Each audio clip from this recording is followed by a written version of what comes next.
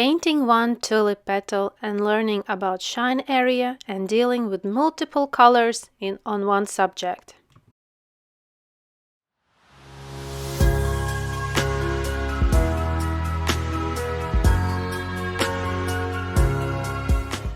An outline drawing is done, which is available for download.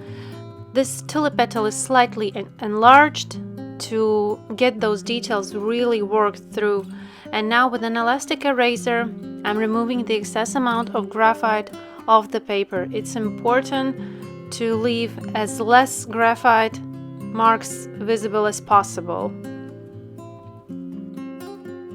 Now let's mix watercolors. Adding water to color palette. Be sure that your water is clean, starting with Sennelier Red. Adding Perylene Violet and lemon yellow.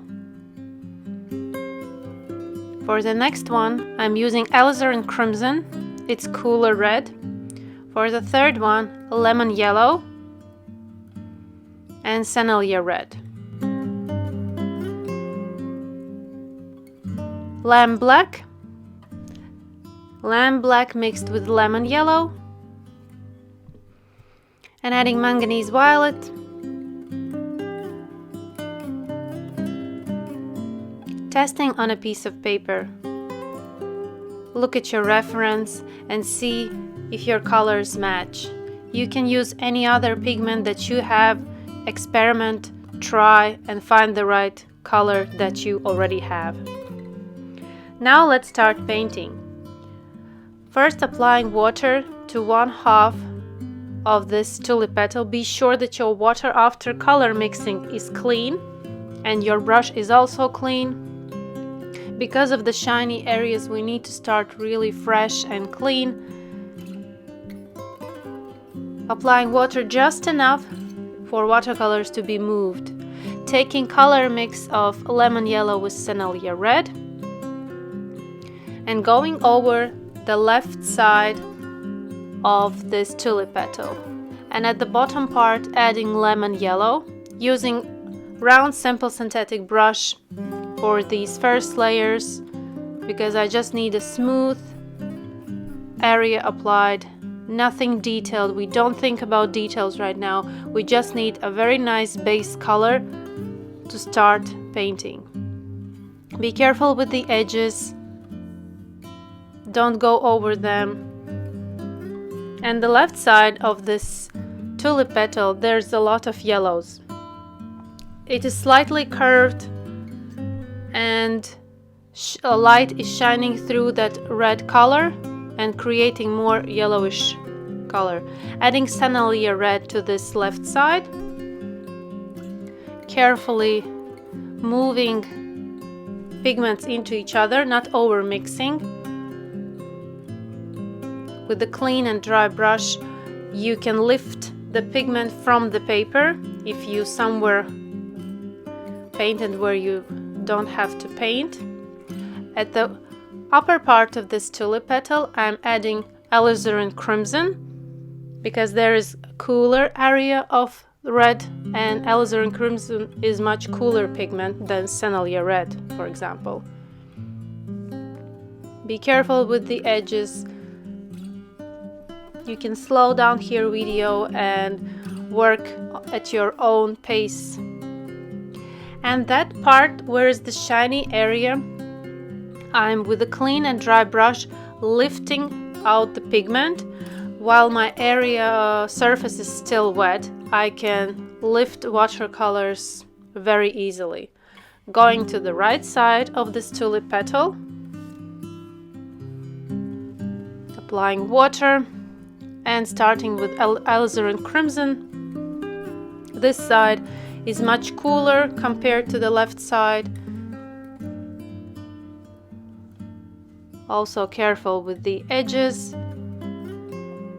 And as you can see, I'm applying whole area in one go, and even going over those shiny areas which are visible in the reference, but that we can deal later.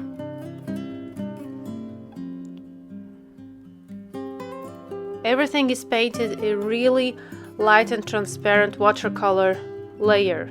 I'm not painting very saturated.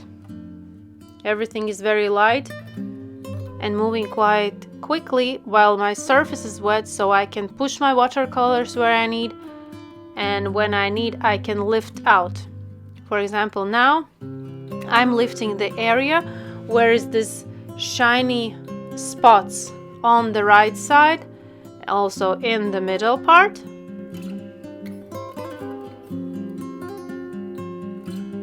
I have my surface is slightly wet. Nothing is too much. There's no puddles. Everything is slightly wet, and I can still work and manipulate with watercolors as I like. If everything will start to flow too much, then watercolors will take control of my painting and I will not be in control. And as you can see, left side is also a little bit wet, so I can freely lift out the pigment that I have there. And already after this first layer, as I'm lifting out some watercolor areas, we can see already tonal changes in values. Somewhere is darker, somewhere is lighter, somewhere is warmer, and somewhere is cooler. Already we are establishing tonal values and color tones.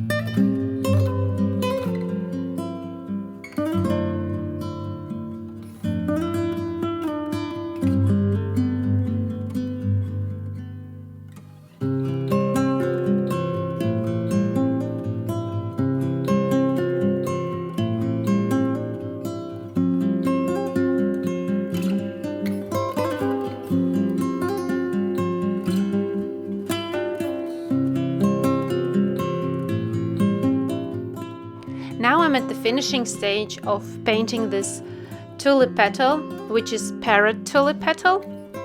And now I'm more in comparing stage and detailing stage, where I look at the both sides of this tulip petal and comparing which side is darker, which is lighter. I still can see that my lights are too light. I will make them tone a little bit down, adding final brush strokes, more visible thin lines to some areas. And this is this stage where you can make it finished and stop and be very happy with the result, or you can push yourself a little bit further and go a little bit more into detailing, more into tonal value study. There's a lot of things can be done here. It's just a matter of your patience, your dedication, how much you want to push yourself, and see how many how many more layers you can apply. For now, I'm finishing this tutorial, and I think this tulip petal is beautiful and very detailed, very visible, those curves and shine areas. And maybe I will work another 20 minutes after finishing this recording, so I can get a little bit closer and work more on those fine brush strokes. But thank you for being here, thank you for watching and doing this tutorial. Hope you learned something new. Thank you for being here, and see you in my next tutorials. Bye bye!